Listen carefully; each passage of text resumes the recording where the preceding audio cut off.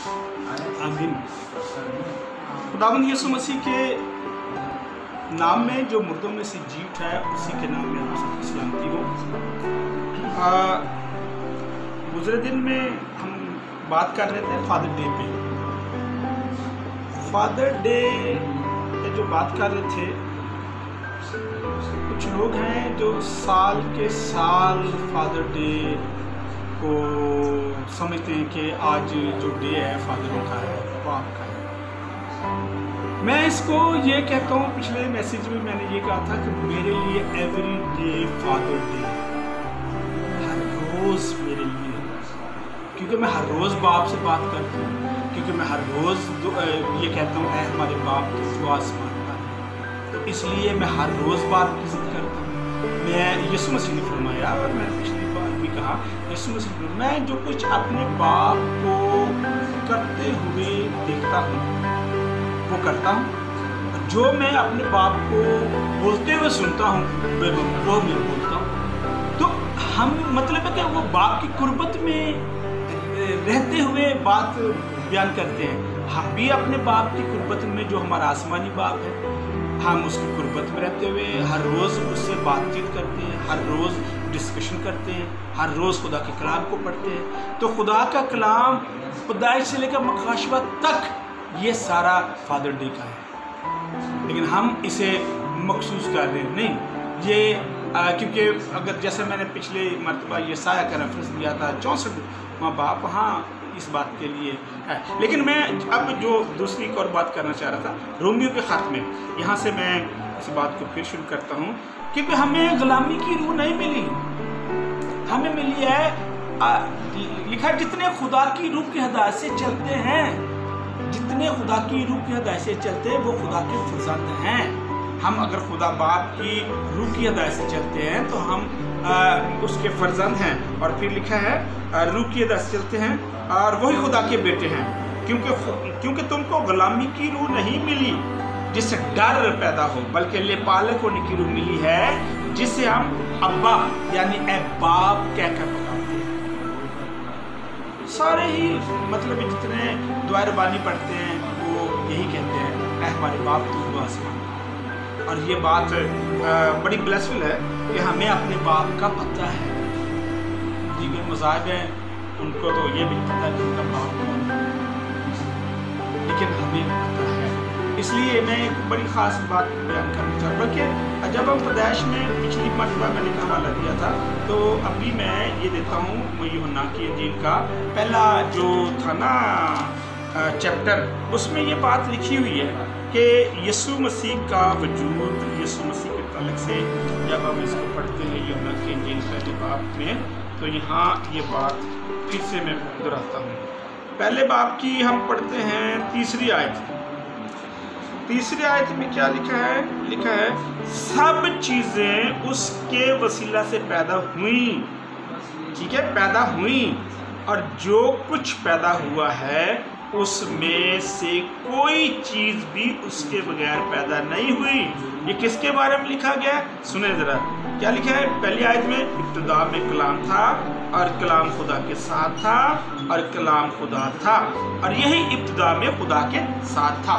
अगर मैं इसको इस तरह से पढ़ूँ, इब्तिदा में मसीह था और मसीह खुदा के साथ था और मसीह खुदा था और यही इब्तिदा में खुदा के साथ था। ये कलाम में खुदा जो है वो यीशु मसीह को बयान करता है। कलाम जहाँ लिखा है इब्तिदा में कलाम था, इब्तिदा में मसीह था। तो अगर हम यानी सारी चीज़ें जो वजूद में आई हैं वो यीशु मसीह के वसीला से, और फिर लिखा है यीशु मसीह के लिए। अगर मैं वजूद में हूँ तो यीशु मसीह के लिए, अगर मैं वजूद में हूँ तो यीशु मसीह के वसीला से, पूरी कायनात। इसलिए मैं एक आपको 3-4 बताता हूँ। बाइबल से पैदाइश को डिफरेंट तरीके से, मुख्तलिफ तरीके से बयान करती आ रही है। मसलन क्या लिखा है जब हम पढ़ते हैं, सुनते हैं, बाइबल में लिखा है, पढ़ते भी हैं, क्या लिखा है कि आदम को खुदा ने बनाया, आदम को खुदा ने मिट्टी से पैदा किया, ठीक है, लिखा है आदम को पैदा किया, फिर उसके लिए उस पर गहरी नींद भेजी, और फिर طریقہ چینج کر دیا. کیا طریقہ چینج کیا؟ کیا طریقہ چینج کیا؟ پھر مائی ہوا کو اس کی پسلی سے نکالا، ایک نیا طریقہ آ گیا. پہلا طریقہ پھر سے بول رہا ہوں، آدم کو پیدا کیا. دوسرا طریقہ مائی ہوا کو پیدا کیا. تیسرا طریقہ کیا تھا؟ ماں باپ کے وسیلہ سے اولاد کو پیدا کیا. ٹھیک ہے. اور اب پھر چوتھا طریقہ کیا؟ خدا نے پوری کائنات سے ایک نیا طریقہ اپنایا اپنے بیٹے یسوع مسیح کو بھیجنے کے لیے. کیا طریقہ ہے؟ لکھا کنواری مریم سے پیدا ہوا. کنواری مریم سے پیدا ہوا. کتنے طریقے ہوئے؟ پہلا آدم کا، دوسرا مائی ہوا کا، تیسرا ماں باپ کا، چوتھا کنواری مریم سے، اور پانچواں ایک نیا طریقہ وہ آج بھی چل رہا ہے. اور وہ کون سا ہے؟ یوحنا کی انجیل پہلے باب کی 12ویں آیت میں کیا لکھا ہے؟ جتنوں نے اسے قبول کیا اس نے انہیں خدا کے فرزند بننے کا حق بخشا. اور یہ جو حق ہے وہ کس طرح سے؟ اس کے اگلی آیت میں 13ویں آیت پڑھتا ہوں. لکھا ہے وہ نہ خون سے، نہ جسم کی خواہش سے، نہ انسان کے ارادے سے، بلکہ خدا سے پیدا ہوئے. خدا سے پیدا ہوئے. اب جو بپتسمہ لیتا ہے وہ یہ طریقہ ہے، وہ نہ خون سے، نہ انسان جسم کے ارادے سے، اور نہ جسم کی خواہش سے، نہ انسان کے ارادے سے، بلکہ خدا سے پیدا ہونا. جب یسوع مسیح نے بپتسمہ لیا تو لکھا ہے کہ وہ پانی سے باہر آئے، اور لکھا آسمان سے آواز آئی اور کہا یہ میرا پیارا بیٹا ہے جس سے میں خوش ہوں.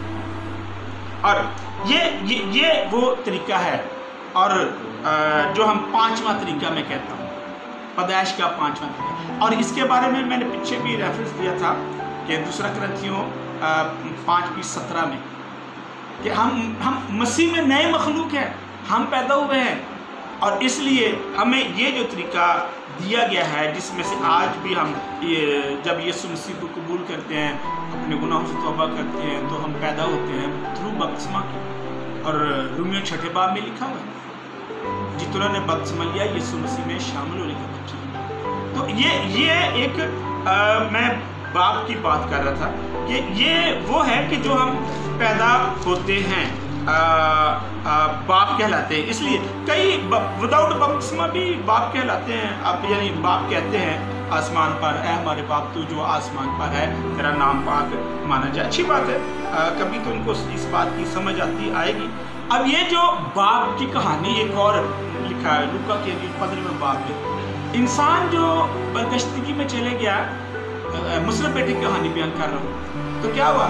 وہ باپ جو اپنے بیٹے کو پھر سے دیکھ رہا ہے کہ میرا بیٹا کہاں سے آ گیا، جو گناہ کی حالت میں چلے گیا. تو مطلب ہے کہ اس کو دیکھنے کے لیے وہ پھر تڑپ رہا ہے. اور اس نے اس بات کے لیے ہر روز کہ میرا بیٹا جو چلے گیا ہے، یہ آدم کی کہانی ہے، بنی ہوئے انسان کی کہانی ہے جو خدا باپ سے دور چلے گیا عدن سے. تو خدا باپ نے یہ کھوئی ہوئی یہ میں کہوں گا کھویا ہوا بیٹا جو ہے وہ واپس آتا ہے جب توبہ کرتا ہے اور وہ تھرو یسوع مسیح کو قبول کرتے ہیں.